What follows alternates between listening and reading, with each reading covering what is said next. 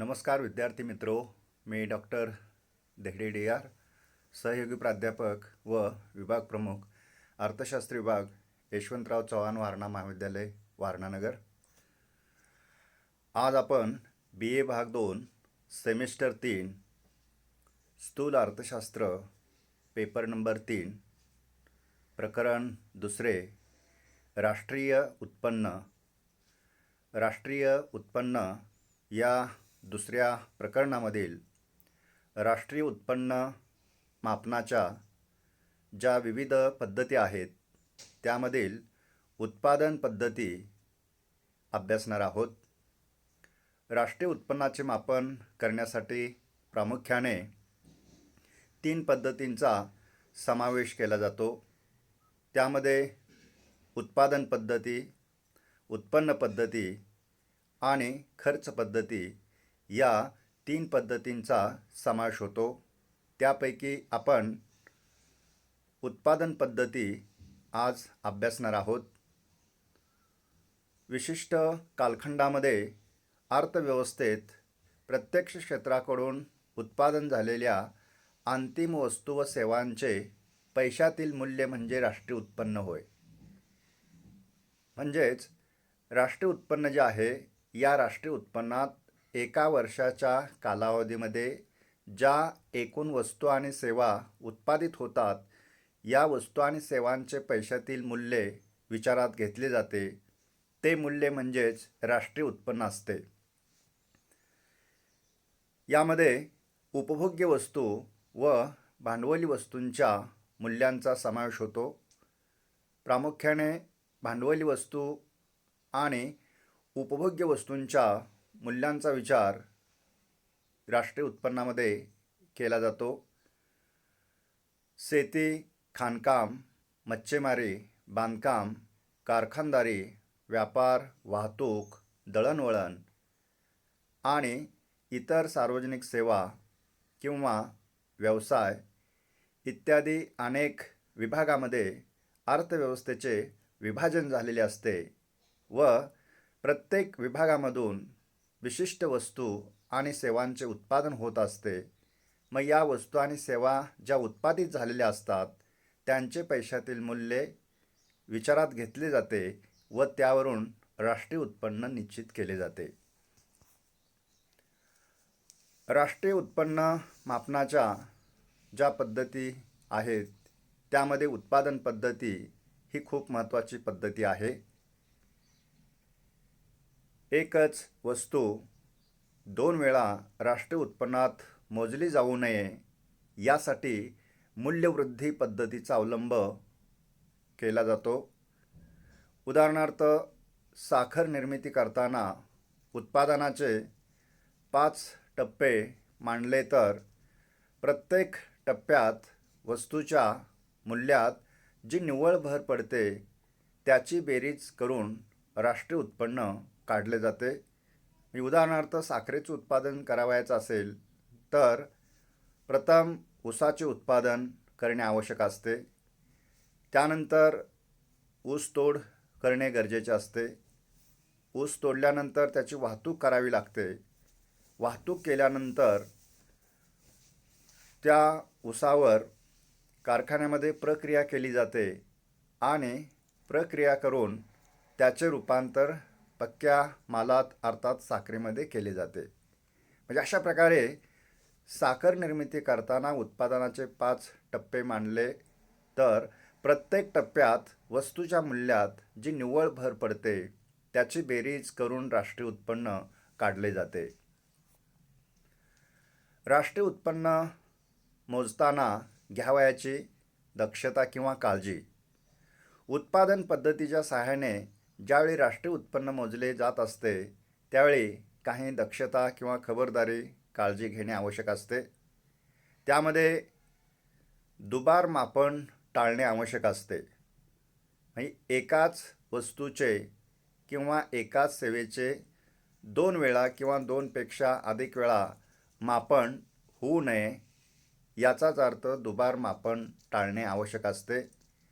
अंतिम वस्तूचीच किंमत राष्ट्रीय उत्पन्नात मोजणे आवश्यक असते, तरच राष्ट्रीय उत्पन्न अचूकपणे समजण्यासाठी मदत होते. त्यानंतर आयात निर्यात वजावट करण्याची आवश्यकता असते. देशातून काही वस्तू निर्यात केल्या जातात तर काही वस्तू देशासाठी आयात केल्या जात असतात. या आयात निर्यात मूल्याची वजावट करूनच राष्ट्रीय उत्पन्न मोजणे आवश्यक असते. विशेषतः निर्यात वस्तूंचे मूल्य राष्ट्रीय उत्पन्नामध्ये जमा करावे लागते, कारण निर्यात वस्तू केल्यामुळे त्याचे मूल्य निर्यात मूल्य देशाला मिळत असते. म्हणून निर्यात वस्तूचे मूल्य राष्ट्रीय उत्पन्नात विचारात घेणे आवश्यक असते. तर ज्या वस्तू आपण आयात करतो त्या वस्तूची किंमत आपल्याला द्यावी लागते. म्हणून आयात वस्तू ज्या आहेत त्याचे मूल्य राष्ट्रीय उत्पन्नातून वजा करणे आवश्यक असते. थोडक्यात आयात निर्यात वजावट करून राष्ट्रीय उत्पन्नाचे मोजमाप करणे गरजेचे असते. ही खबरदारी किंवा दक्षता घेणे आवश्यक असते. तसेच विदेशी उत्पन्नाची वजावट करणे देखील आवश्यक असते. राष्ट्रीय उत्पन्नाचे मोजमाप उत्पादन पद्धतीच्या सहाय्याने ज्यावेळी आपण करतो त्यावेळी विदेशी उत्पन्नाची वजावट करण्याची आवश्यकता असते. विशेषतः विदेशी कर्ज असेल, त्या कर्जावर द्यावं लागणारे व्याज असेल किंवा अन्य प्रकारची देणे असतील, ती वजा करूनच राष्ट्रीय उत्पन्नाचे मोजमाप करणे आवश्यक असते. याउलट जी येणी असतात, म्हणजे आपल्या देशाला विदेशातून काही येणी असतात या स्वरूपात, ती येणी जर असतील तर त्याचा समावेश राष्ट्रीय उत्पन्नामध्ये करणे आवश्यक असते. ही दक्षता घेणे गरजेचे असते. त्यानंतर जो घसारा असतोय हा घसारा वजा करावा लागतो. एखाद्या वस्तूचे ज्यावेळी आपण उत्पादन घेत असतो, ज्या यंत्राच्या सहाय्याने त्या यंत्राचा सतत वापर केला जात असल्यामुळे किंवा ती वस्तू उत्पादित केली जात असताना त्या यंत्राची झीज होत असते. विशिष्ट वर्षानंतर नवीन यंत्र आपल्याला खरेदी करावे लागते आणि त्यासाठी प्रत्येक वेळी घसारा म्हणून किंवा झीज खर्च म्हणून ठराविक रक्कम जी आहे ही बाजूला काढून ठेवावी लागते व ती रक्कम झीज खर्च किंवा घसारा खर्च या नावाखाली वजा करूनच राष्ट्रीय उत्पन्न जे आहे हे मोजणे आवश्यक असते.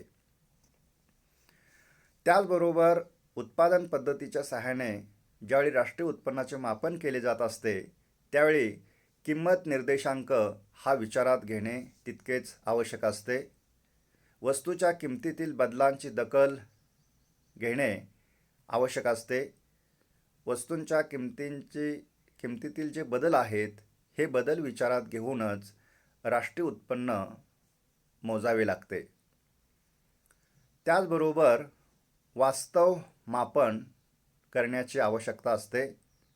वास्तव मापन याचा अर्थ ज्या त्या वर्षाच्या राष्ट्रीय उत्पन्नामध्येच भांडवली वस्तूंचा समावेश करणे आवश्यक असते. उदाहरणार्थ 2019-20 हे राष्ट्रीय वर्ष जर असेल, आर्थिक वर्ष जर असेल, तर या आर्थिक वर्षामध्ये ज्या भांडवली वस्तू उत्पादित झालेल्या आहेत त्याच वर्षी त्या भांडवली वस्तूंचा समावेश राष्ट्रीय उत्पन्नात करणे आवश्यक असते.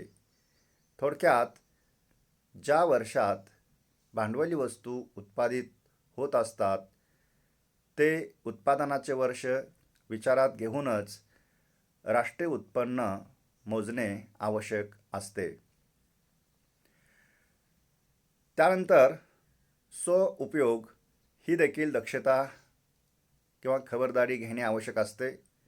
उत्पादन पद्धतीच्या सहाय्याने ज्यावेळी राष्ट्रीय उत्पन्नाचे मापन केले जात असते त्यावेळी स्वयं उपभोगासाठी वापरलेल्या वस्तूंचे मूल्यही विचारात घ्यावे लागते. शासनामार्फत किंवा केंद्र सरकारमार्फत, राज्य सरकारांमार्फत काही उपभोग्य वस्तूंचा उपभोग घेतला जात असतो किंवा जे उत्पादक असतात हे उत्पादक स्वतःसाठी काही वस्तूंचा उपभोग घेत असतात. त्यामुळे स्वयं उपभोगासाठी वापरलेल्या वस्तूंचे मूल्यही विचारात घेऊन राष्ट्रीय उत्पन्न मोजणे आवश्यक असते.